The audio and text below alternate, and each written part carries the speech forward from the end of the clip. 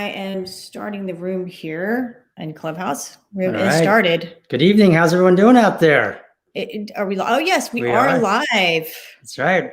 Welcome to our live presentation. I'm John Gardner. This is my wife, Radlin Mendoza, and law partner, and we are the law firm Gardner and Mendoza. And joining us tonight is our very good friend and colleague and immigration lawyer extraordinaire, all around great guy, Jim Tom Haynes. He's up in Washington, D.C.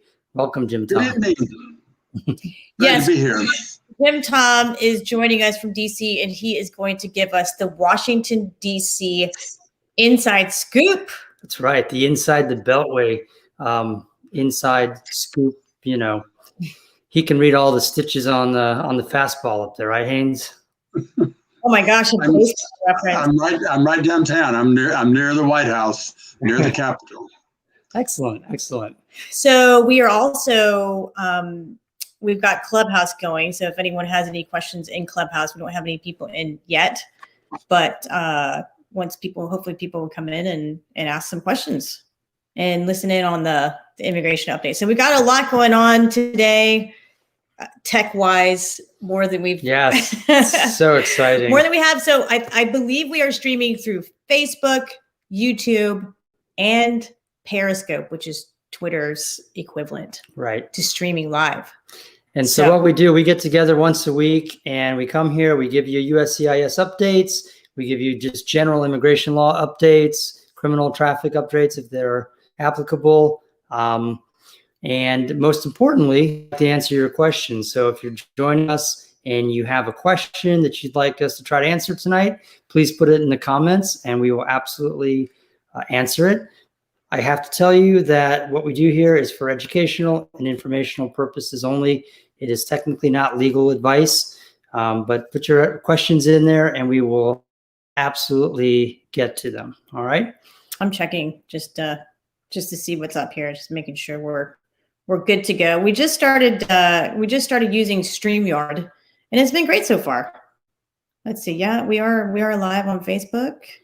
Yeah, and happy March, everyone. Spring is coming. Haynes, can you feel spring in the air inside the Beltway there? Oh, definitely, yes. I can feel the end of the epidemic coming also. Yeah, DC is a really pretty place in spring. I mean, at times, but especially in, I think. Well, yeah, last spring we were just going into the epidemic, and this year we're coming out of it, maybe. Hopefully. Fingers crossed, fingers crossed. Yeah. So one of the things that we like to do every week when we do our broadcast here is we like to do an inspirational immigration story of the week. And I think Radlin has got an inspirational immigration story for us this week. I do. It's saying that we have an unstable connection. I'm just kind of checking it out here to see if we can get that a little bit more stable. It's not saying anymore. Okay. I will be I wonder if we should turn the Wi-Fi off because this is manually plugged in. You think that would mess things up? All right, I'm going to 3, 2, 1. I'm going to just try this real quick. Can everybody hear me out there? There's not a lot of people on the live right now, but let me just let me turn this off real quick and see what happens. So that's okay because a lot of folks watch it.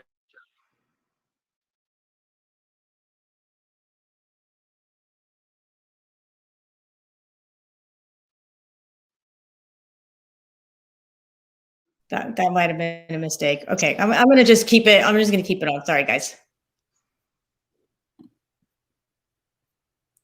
Kate is on. Hello, Miss Kate. How are you doing?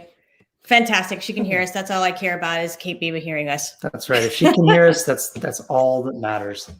And she doesn't even need our immigration help anymore. She really doesn't. That's the thing. And Miss Evelina is on. Hi, Miss Evelina. Great to see you. Great to see all of you guys. We have confirmation that all the tech, we have it looks like it's like a Frankenstein situation here, but yeah, I know. I know. We should actually show people what's going on here. My computer is on a Cox box and the Kurzban immigration book. That's right. Anyway, all right. So inspiring immigration story of the week. So, something crazy happened. Wasn't that crazy? But I had a client to pick up his green cards because green cards came in the mail. It was on, was it Friday, Thursday? It was Thursday. And I work from home, but I was there and I told Jackie, I was like, look, when the clients come, I want to say hello. Okay. And the reason I wanted to say hello was because these particular clients waited 22 years to get their lawful permanent residency. And I'm not gonna call out their names because I haven't even asked for permission to talk about them specifically. But if you guys were on our Facebook, you saw a picture of me with the two clients with our 6 thumbs up because we were so happy. And they waited 22 years. So there's this derogatory term, and it's called anchor babies, right? So anchor babies is a derogatory term, and it's used to describe people who come into the United States just to have a baby so they can stay here and get legal. And so these clients, they came into the United States a long time ago, probably 23, 24 years ago. And they came like so many of our clients. The reason is because they wanted a better life for their family and their future family. And so they had a baby here, born in the United States, the quote unquote anchor baby. But guess what? Unlike what the media portrays, they didn't just go walk right up and say, oh, I need my green card now because I got a US citizen baby boy here. No, they had to wait 21 years until their son reached the age of 21 for that son to petition for them. So the whole time they were here in the United States, they paid their taxes the whole time that they were here. They opened up a business. They have a very successful construction business in the Outer Banks. They're currently building 3 houses right now. And just to stand outside of my office, because we were outside, and to just see and feel that energy of just all the years of worry come to an end, 22 years, 23, 24 years of worry just come to an end because they were holding their lawful permanent resident card and had not able to travel outside of the country, not able to see their parents, their families. And it just meant so much to me. And as immigration attorneys, we get green cards, right, Haynes? We get green cards in the mail. We get the work permits. And sometimes we may take it for granted, right? But this just really hit me so hard that, wow, what we did was just incredible. And I just felt amazing. And I want to give those particular clients and all the other clients out there who are waiting, they're waiting for their time. They're waiting for their chance to get their green card and become legal. And I mean, just my hats off to all the people that are out there that are just doing this, going through this journey because of their family, because they want a better life, better lives for their family. So that is our inspiring immigration story of the week. And they absolutely inspired me, and they just hung in there. And it's not as easy as what the media portrays, that you can just come over here, have a baby, and then boom, you're a U.S. citizen. They're not citizens. They're lawful permanent residents. They now have to wait 5 years to become and apply for U.S. citizens. So anyhow, guys, thank you for great story. Yes. Jim Tom, Congratulations. What's that? I say congratulations. No, that is very, very satisfying. It's a wonderful part of our work. Absolutely. It is kind of results. Yeah. Yeah, for sure. And it's so funny because even though it took 22 years for them to, finally be able to apply, the case only took 6 months, even during the coronavirus. So, they thought I did something really special. It just happened to be that, they were on the fast track and no interview. So that was awesome. I mean, it was no interview. So we were pretty stoked, and it just worked out really well. 22 years plus the 6 months that it took Gardner Mendoza to get the green card. Awesome. All right. Fantastic. Thank you, guys.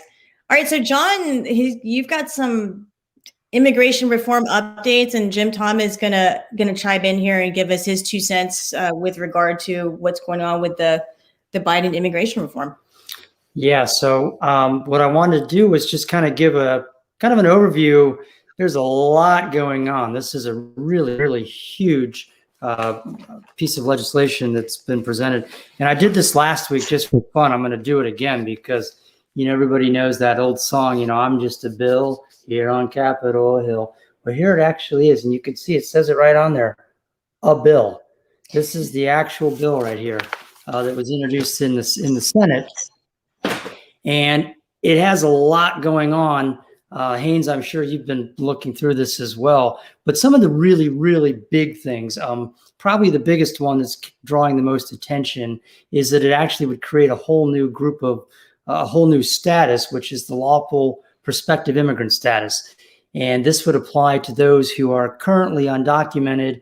And it would create a path to a green card for them to adjust their status to a permanent resident and then ultimately to become a citizen. And it's an 8-year time frame total from when they apply to when they can become a citizen. Here are some of the details. I've read this a few times now, I think 4 or 5, just trying to get my head around all the stuff going on. For this new category, the LPI, they would be subject to criminal background checks and national security checks, just like any other immigration group. The spouse and children would not have to file separately. So the person who applies, if they're married and have kids, they can sort of ride on the same application.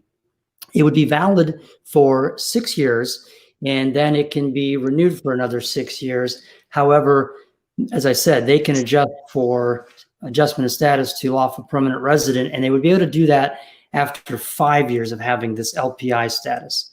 While they have the LPI status, they would be considered lawfully present in the United States.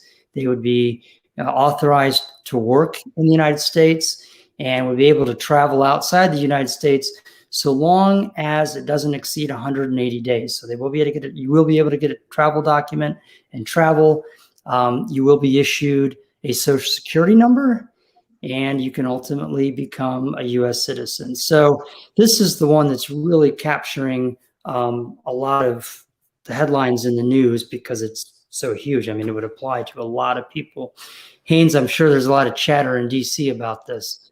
What are you hearing? Anything? Well, there is. And of course, President Biden was honoring a campaign pledge to immediately submit an immigration bill. And it's a good bill. It obviously had a lot of thought go into it. But I think that almost immediately it was kind of dissected. And I think that it's not going to be a comprehensive approach. And the first piece they're going to take out is the dreamers. I think, the children who were brought here before the age 16. And also a farm workers bill. So I don't think there's any chance that they're going to run with the whole package right now. Yeah, and that's assuming that they would have to deal with a filibuster, because they're not going to get 60 votes. 10 Republican votes in order to pass the bill. Yeah, that's what I'm hearing. Because of the, we need some feedback there. Is that wrong? Yeah, because of the issues that will be present in the Senate, I've been hearing the same thing, Haynes, that the House is talking about breaking out and introducing basically the same legislation, but the pieces of it individually. And you mentioned the Dreamers, the DREAM Act, and I'll talk about that for. That is one of the pieces of this comprehensive legislation, and probably one of the very first pieces, if it does get broken out and comes to Biden, through Congress piecemeal, this would probably be one of the very first pieces that would garner enough support to pass. I think the public is pretty much behind this part of it, and I don't think that it would be super hard. I understand why some folks in Congress don't want to break it apart, because they're afraid once they break these pieces out, then the remaining pieces that are not as popular or are more controversial then they'll have even less chance of passing. But the DREAM Act, this would provide adjustment of status to lawful permanent resident status for non-citizens who entered the U.S. as children, as you were talking about, Jim Tom. And the way it's written now, they would again be subject to a criminal background check, have to have been under 18 years of age when they entered the United States, have earned a high school diploma or a GED equivalent, have earned, and this is a new category, by the way. These are not the existing Dreamers. I'm going to get to those. Yeah. This is a kind of a new part. This is the DREAM Act that's part of the new legislation. They will have to have earned a degree from an institution of higher education or completed at least 2 years of a program leading to a bachelor's degree, or served in uniform services for at least 2 years, or able to demonstrate that they earned income for at least 3 years in the United States with valid work authorization. So there's a lot going on there, but plenty of folks who would qualify there. It would also establish that they'd also have to establish that they had registered under the Military Selective Service Act. Again, spouse and children don't have to file separately. And then for those who already have deferred action for childhood arrivals, who have DACA now, it will create a very special, fast, streamlined process for them to basically immediately adjust their status to lawful permanent resident. Is that what you're hearing as well, Haynes? Yeah, well, it's an expanded category that way, to have it for children who arrive before the age of 18 instead of 16. That'll add a lot of people to the pot. And then if they do away with the top limit, what is that, 30 or something under the present DREAM Act or the Dreamer program. So if they take the upper limit off, and in fact, there's really no reason to have an upper limit.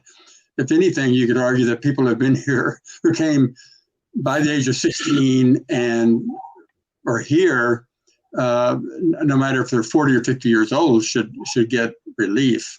So if they move it up to 18 and take off the cap at the top, that could deal with several million people.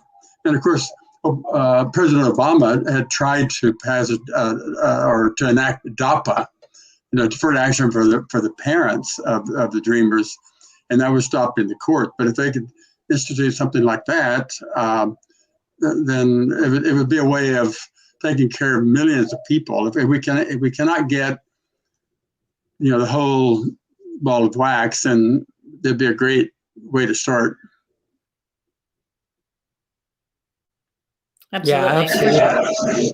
Yeah, and as you mentioned, for those of you who are not really familiar with the legislative process, the Citizenship Act, the new comprehensive piece of legislation, was introduced in the Senate. And what we're hearing is that the House is now going to probably next week introduce and try to pass some of these individual pieces so that they can send them to the Senate, and the Senate wants to, that way they'll already have, I've heard that they've broken these out, Haynes, in the committee already, that some of these other, so that if something does come over from the House, the Senate will already be able to hit the ground running and be able to move pretty quickly on it. And there's broad support for it. I mean, these pieces of this legislation, even those senators who are in more vulnerable places, Haynes, you don't join us every week, but I always talk about how in our community, this is an easier call, but that some of these legislators are in places where these are harder votes for them. But I think this part of it is pretty, I don't want to say non-controversial, but it certainly has a lot of support. So, well, the reason it hasn't passed by itself before is that the Republicans would not agree to just pass a clean bill. They wanted a trade-off. They wanted more enforcement in order to vote for these poor children.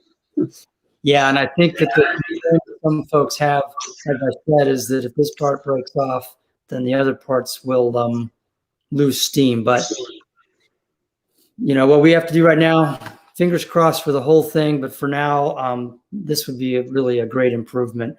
And you also mentioned a couple others. There are two other parts of the bill also that look like they have a good amount of support already, and hopefully we'll be able to go through as well. And the other is you mentioned the Agricultural Workers Adjustment Act, and that would grant lawful permanent resident status to non-citizens who can show that they have performed agricultural labor or services for at least 2,300 hours or 400 work days during the 5-year period preceding the date that they file the application. They also would be subject to background checks, and again, spouse and children would not have to apply separately.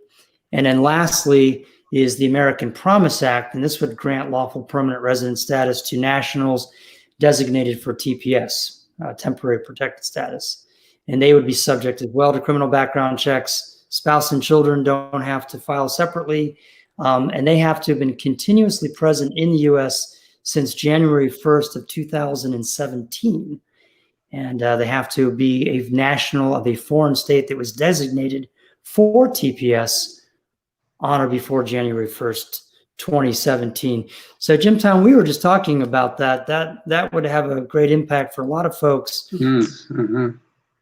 But yeah, I don't know how many, several 100,000 certainly of all of the countries that could be affected by it. I think it makes a lot of sense because in a way they've already been vetted because for TPS you can't have even a DUI or much less any kind of a serious crime. So these people are already in the system. It would seem to me very easy to go ahead and to give them the right to move forward.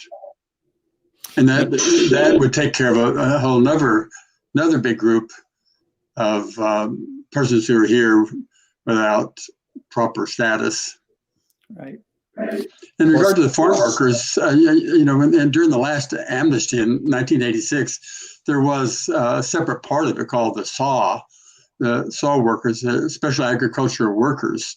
And it was similar. You had to show that you'd worked a certain number of hours in agriculture, and that took care of, I don't know how many people, but I think hundreds of thousands of farm workers. Yeah, we weren't born then. I remember it well. I think is there feedback on Jim Tom's end? Or is your phone on by chance? No. Okay. I don't know what that is. Yeah, I don't know. We're getting something. So Jim Tom and Rod, let me ask you this. We have some new TPS designations that just happened, right? Why don't we talk about that for a minute and whether they're going to benefit from this as well? Yeah, absolutely. And I just want to mention for those who are watching, if you have a question, please put them in the comments. It doesn't have to be about what we're talking about. We're here to answer your questions. If you're stuck on something and you just need a little tip, that's what we're here for. So please put your questions in the comments if you have any. It's a quiet group out tonight. I think everyone's watching the Grammys. We just found out that this is the time that the Grammys are happening right now. So we appreciate you guys being here with us on Facebook Live instead of watching the Grammys. Yes. But yeah, so just last week, Venezuela was designated as a TPS country, and that is effective right now. The registration period is from March 9th until September 5th of 2021. And you have to show continuous residence in the United States since March 8th, 2021. So that is going to be an FAQ, I think, because we got a couple of questions on our Facebook post. And the question was, do I have to show that I've been here, since 2017, continuous presence in the United States since 2017? The answer, from the way I'm reading it, Jim Tom, and correct me if I'm wrong, is that you only have to show continuous presence from March 9th. I'm sorry, March 8th, 2021. 8th. Correct. Right. So what does that mean for people? How can you show that you were in the United States on March 8th, 2021? Sometimes we shift a range from the dates. If you don't have anything exactly on that, a range of dates. Before. I would say that most Venezuelans have entered legally, Yes, and perhaps overstayed. So it's not the same situation as, say, Central Americans who usually have not entered with inspection.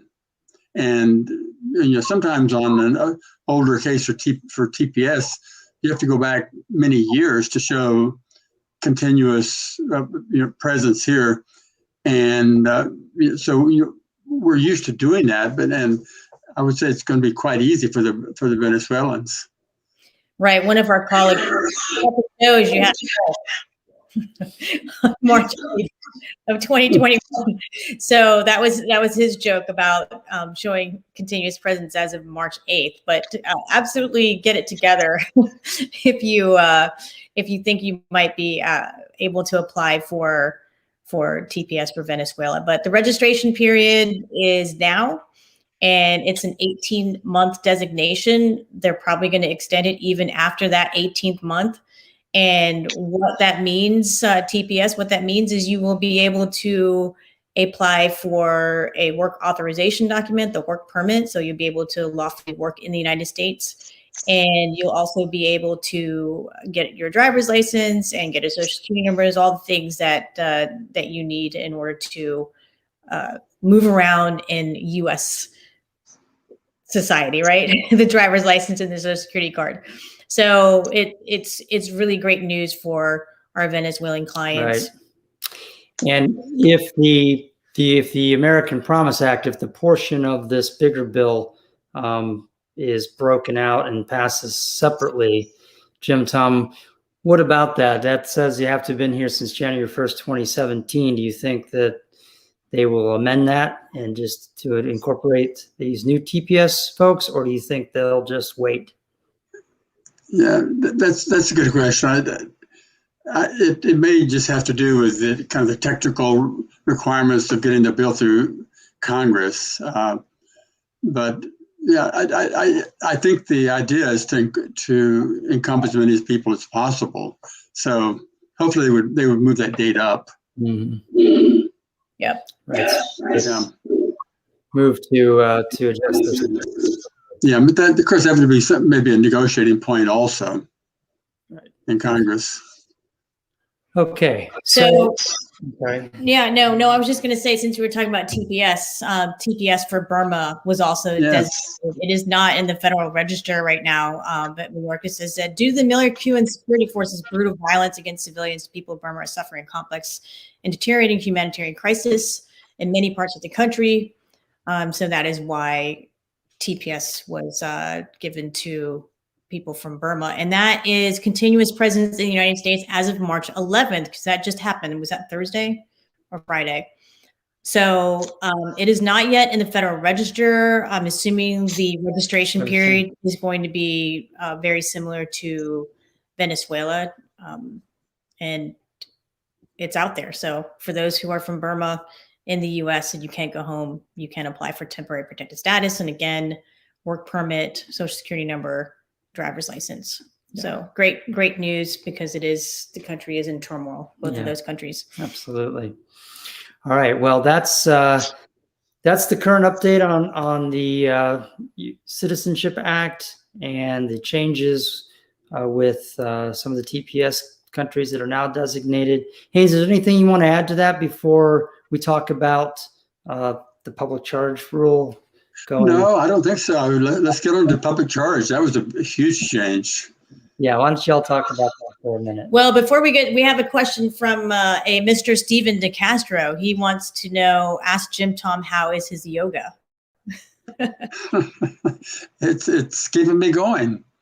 Yeah, it's the secret to my good health. Hello, Steven. All right. So, Jim Tom, how long have you been doing yoga? 50 years. 50. 50. Right. Yes, that's why he's our mentor, because he's been doing yoga for 50 years. That's awesome. I was 3 years old when you started, Jim Tom. That's awesome. I wasn't even born. I was born like 10 years later. All right. I've spent enough time with Jim Tom to know that I'm going to start doing yoga, because Jim Tom's health is extraordinary, very impressive. So he's also a vegetarian. I also became a vegetarian the same year. So okay, I'll have to that as well. Maybe that'll be a next year goal. Yeah, and just to reintroduce. So, guys, this is our mentor, Jim Tom Haynes. He is an attorney in immigration attorney in Washington, D.C. Has been an attorney for so many years, and he has helped us tremendously with our law firm and careers, and especially our clients who are going through removal. All of our clients going through the deportation removal process. Jim Tom Haynes helps our clients in that regard. So we work as a team together, and we've been doing that for a bunch of years now, right? Been working well, yeah. Yes, absolutely. Yeah. So, I learned things from you now. I don't know about that. I don't know about that. All right, so Jim Tom, you want to talk a little bit about the public charge rule? Yes. Say about it, right?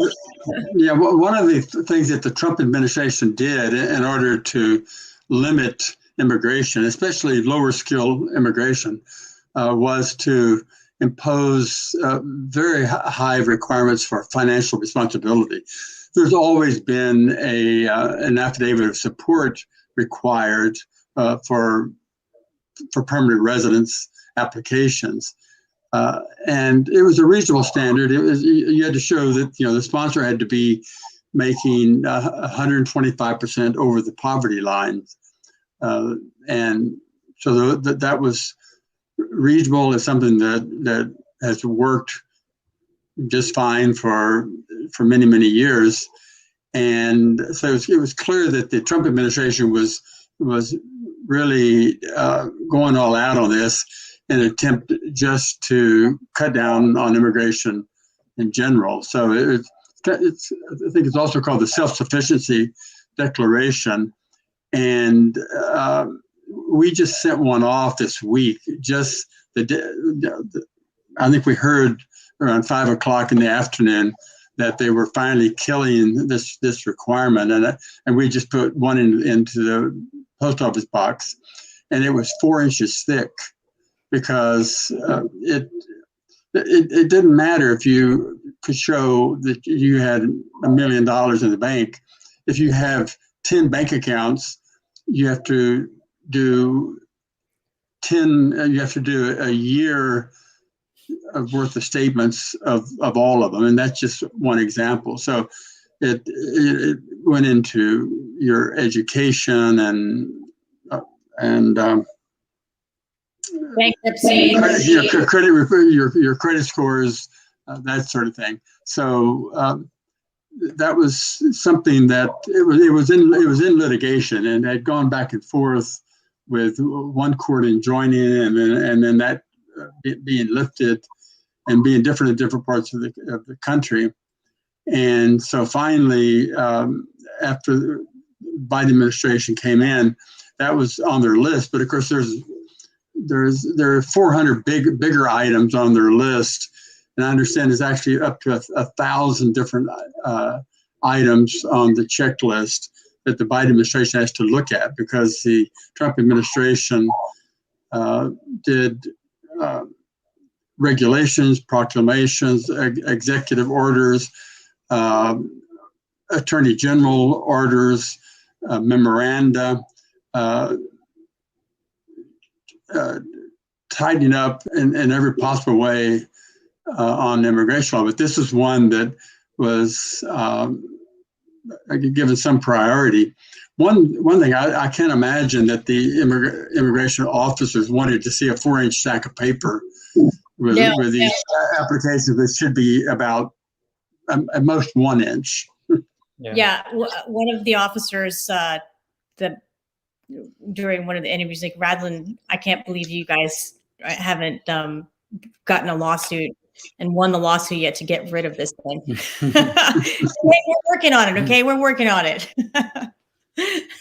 So this particular officer, well, no officer wanted to wade through all of that. And he was just, this is ridiculous. There's so much paper and so much stuff. And we put so much into the public charge rule when we first filed them February 24th of 2020, because we had no idea how they were going to look at it. But so it's gone. It's gone. It's just poof. It's gone. Yeah. The form is no longer on the USCIS website. And if you got a request for evidence asking you to submit more documents for the Form I-944, you don't have to respond to the request for evidence as it pertains to that request for the I-944. So if there are other things in your request for evidence, I'm not telling you not to respond to them. If they're asking you for for example, a certified copy of your birth certificate, please go ahead and send that. But if they're asking you for, say, your 2017 tax return, because for the I-944, you don't have to send that in.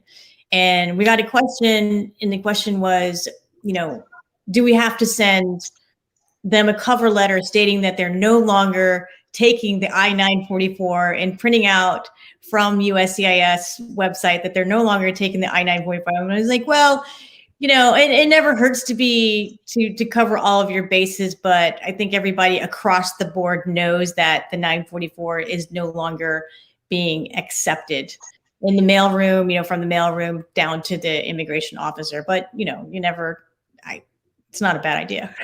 To say I-944 no longer required. But it's awesome. It's awesome news for us for sure, and for our clients. And I see you, Ms. Johnson. I know you're happy about that. I think it's safe to say that the public charge rule came in like a lion and went out like a lamb, right, Jim Tom? Yes, I don't know how you were doing your fees, but we will be charging less now for adjustment of status because we don't have to do that. Oh, absolutely. We have to definitely reduce the fees because we had to hike them up because it was a bear to get much extra work. All of the documentation. And not only that, but it delayed the case because our clients would sometimes have to take, 1-2 months to get the documentation to us. Oh, yeah. We had to get things, basically degrees translated and evaluated. I mean, it was crazy.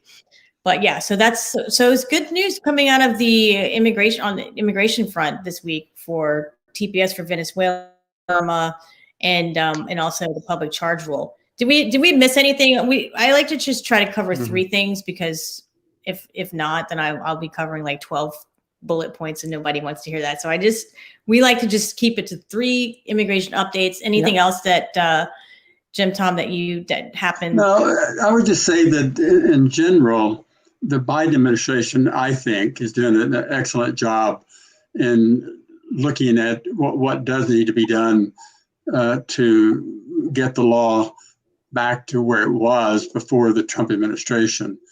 Obviously, I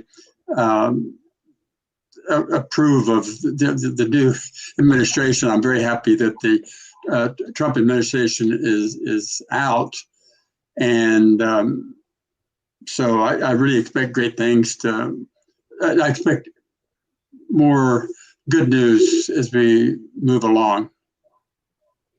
Yes, we'll see how that goes, but we're so good with some of the things that are coming out. Yeah, absolutely. Even if this big bill gets broken apart, some progress is better than nothing. Yeah. Okay, so one thing I didn't want to mention before we move on to anything else, and I always try to remind, every week I try to remind folks of this because it's a question that comes up because I do criminal defense work as well, primarily of non-US citizens, defending them in criminal and traffic matters. And the question that I get all the time is about marijuana. And I want to remind everybody that even though marijuana is legal in some states now and has been decriminalized in some states now, if you are not a US citizen, you are not free to just be smoking marijuana, because if you have a marijuana charge, it is potentially a problem. It could cause a major problem. It could cause a delay. It's just not a good thing. So just be careful with that, all right? Marijuana is still not legal under federal law yet. And so be careful, all right? That's my warning. Make sure if you have any, it's under 28 ounces. or 28 grams. Yeah, exactly. Isn't it is it 28 or 30? I'll double check. Yeah, my advice. Small amount. My advice is just avoid it. If it's something that's really important for you, then become a U.S. citizen first, and then you don't have to worry about it anymore. Right. And then the quantity is really important. And if it was more, if the quantity was more, and say Jim Tom and I actually had a case like this, the quantity was more, and it basically got reduced down to a misdemeanor possession of marijuana. But, the initial charging documents show that it was felony possession, and you travel outside of the country, you have to make sure that your record is clean, and you have all of the documents showing the amount of marijuana, because our particular client, he traveled out of the country and basically got arrested coming back in because of what it looked like on his record was more than the 30 grams of marijuana. So before we fixed his case, and that was Jim Tom, we both worked on it, but before Jim Tom got him relief from removal, he spent 2 months in jail. Yeah, because you're inadmissible for any quantity. Right.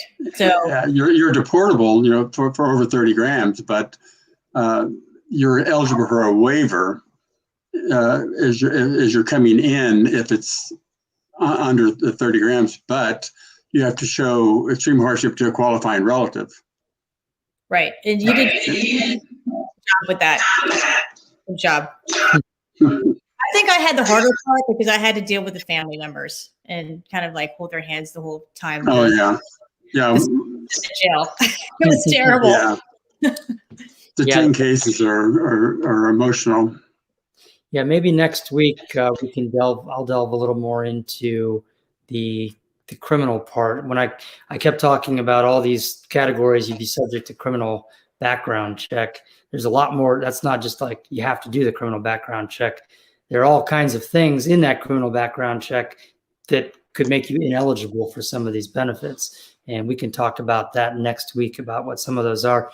Interestingly, Jim Tom, this is like a 380 plus page bill. And one of the provisions in there would eliminate a deferred finding counting as a conviction for good purposes. So all those years that we were worried about somebody having a case that was taken under advisement for a year with facts sufficient that was still an immigration problem because it was still a conviction for immigration purposes, it would eliminate that. But that's really getting into the criminal weeds. And maybe next week we'll talk about all of that in more detail, what some of the requirements are going to be to pass the criminal background check.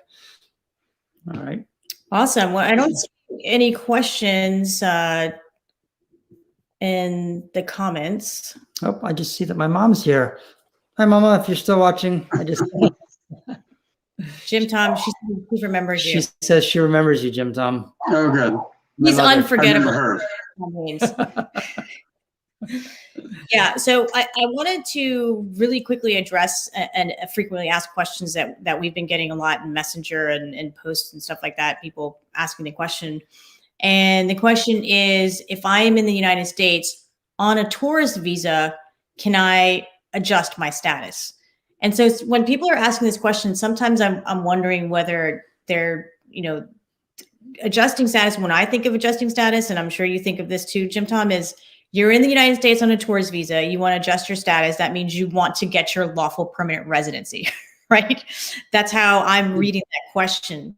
And if that's the question, there are pretty limited ways in which you can adjust your status while you're here on a tourist visa.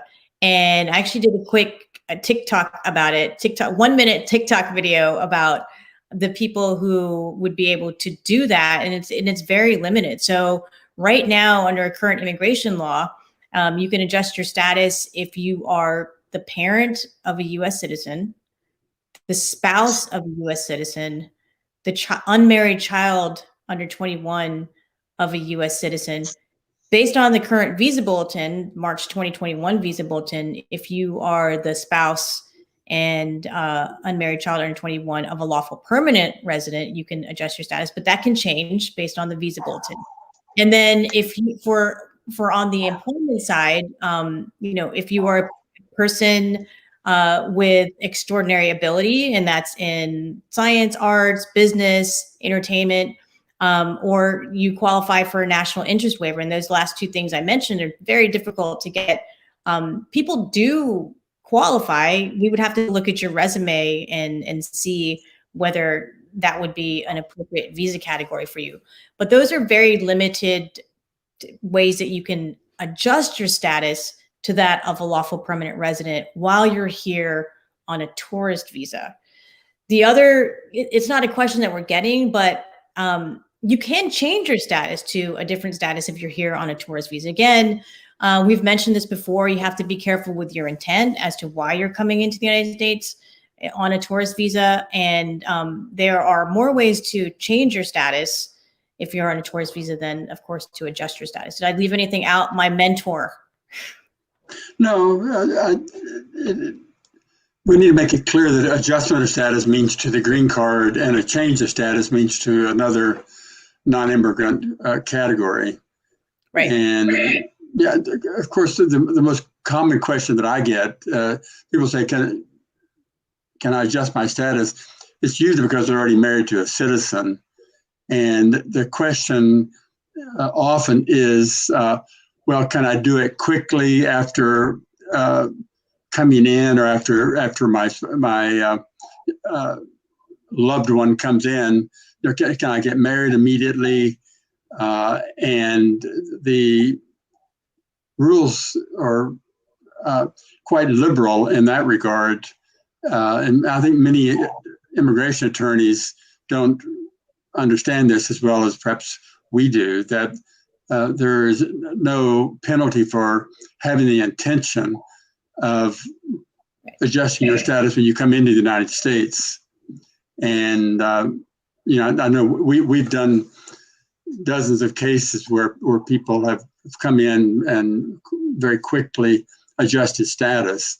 And it's been, I don't remember the last time that it was even brought up at the interview, because the law is so clear that the equities of being an immediate relative with, married to a citizen or the other categories are so significant that the fact that you had a preconceived intent to stay when you came in is insignificant.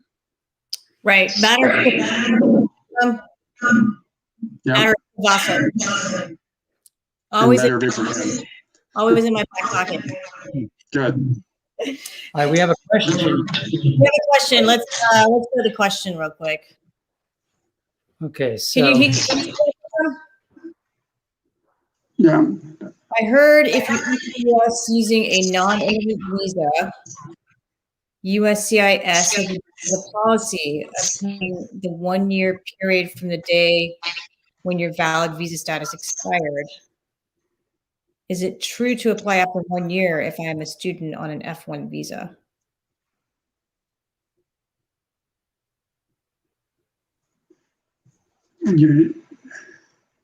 They seem to be asking if there's a grace period of 1 year, and I don't think there is. USCIS has adopted a 1 year period from the day when your valid visa status expired. I don't know about that. What do you think? I don't know what the answer is to this. Barbara's here on maybe she knows. Yeah. If you enter the United States using a non-immigrant visa, USCIS has adopted a policy of counting the 1 year period from the day when your valid visa status expired. Is it true to apply after 1 year if I'm a student on an F1 visa? So is the question, are you applying for a student visa after 1 year? I'm not sure. Yeah. I think let's say if the question is about changing to a different non-immigrant category, there is no 1 year period that's relevant. If you're changing to an immigrant visa, say through marriage, then you could do it 20 years after you expire. There is no time limit there. Right. Of course, F1's deactivation status. So, I mean, I don't think the question is not appealing unlawful presence, but hey, but I'm sorry, I'm not sure. We're kind of struggling with the question because I'm not quite sure what the question is. If you want to pose it in a different way, or send us a message through Messenger, I'd be happy to sort of clarify that. She's applying for asylum. Okay. Oh, the 1 year period for asylum. That's right. You have to apply within 1 year of entry, but there's an exception that if you can apply within 1 year of going out of status, as long as you do it in a reasonable amount of time after that. You can't sit on it a long time. You can't wait. You can't wait a year after going out of status to do it necessarily. You need to do it as soon as you can to apply for asylum. Okay, awesome. I'm glad you're able to answer that question. Jim Tom is our asylum guy. So. Yeah, if that works for you, give us a thumbs up. Hopefully that did. If not, we can explore it more. Okay. All right, fantastic. Well, we don't have any questions, and I think everybody on Clubhouse is at the Grammys, or they're definitely not in our immigration, not in our immigration room. But I appreciate you guys coming on and watching. And Jim Tom, thank you so much. You're the best. It was great being with you. Good seeing you, buddy. Bye-bye. Jim Tom. Yes, Barbara. Hey. Barbara's saying hello. Oh, hi, Barbara. You remember Barbara, right? I do. Yeah, absolutely. She's Barbara's immigration attorney in Ohio now. Oh, good. He does civil. Oh, yeah. Mm-hmm. Such a great state. Where is that? Ohio, my home state. Oh, yeah. Awesome. All right. Well, listen, thank you guys so much. Thanks for being on Clubhouse. And Jim Tom, again, thanks See you for soon. joining. Happy March, Bye-bye. everyone. We do 2 thumbs up here. We do 2 thumbs up at the very end. Nice. That's great. Yeah. Good. Wait, let me take a screenshot. I should have done this too with Barbara. All right. Well, actually, I can take a screenshot anytime because it's my recording. Oh shoot, where'd it go? Okay, it may not have worked, but thank you so much. We will see you back. We're kind of playing around with our Facebook live times, 8 o'clock. I'm not sure. This seems kind of late because my bedtime is in like 7 minutes. So it's time for me to like brush my teeth and put pajamas on. But if you guys think there's a better time, let us know. We're open for different times. We went from Wednesday to Sunday. We thought a weekend would be better, but maybe not. I don't know. We'll keep fooling around with the time. But thank you guys so much. You like Sunday nights? I do. All right. All right, Jim Tom. Enjoy your week, buddy. Take care. Good night. Thanks. Bye.